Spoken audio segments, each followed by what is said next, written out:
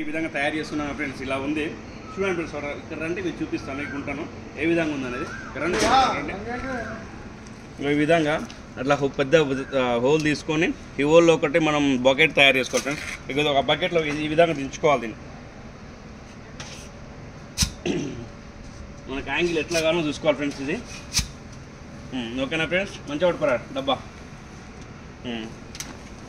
పోసుకున్న తర్వాత ఈ రెండు ఫ్రెండ్స్ మనకు ఈ పౌడర్ దొరుకుతుంది ఫ్రెండ్స్. మనకు బెంటెంటి పౌడర్ అని చెప్పేసి అన్ని మిక్సింగ్ ఉంటాయి ఇందులో.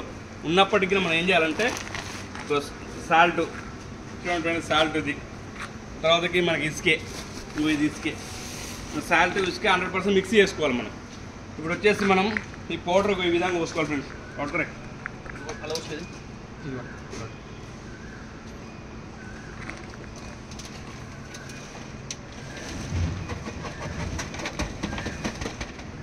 ఒక జబ్బు ఇది వచ్చినాం ఫ్రెండ్స్.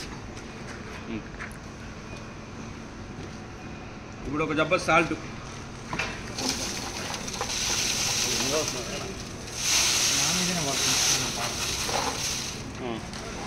ఓకే ఇసుకే ఇసుకే రేతి రేతి రేతి అన్న.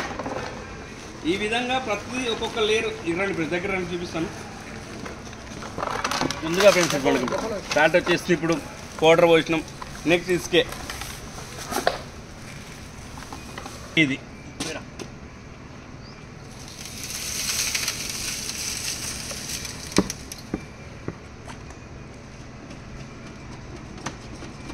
Okay friends.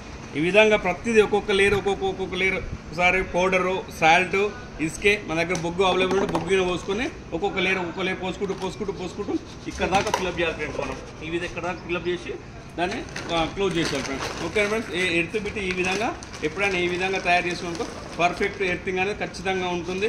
మనకు 5 ohms అనేది 100% వస్తుంది ఫ్రెండ్స్. Thank you friends.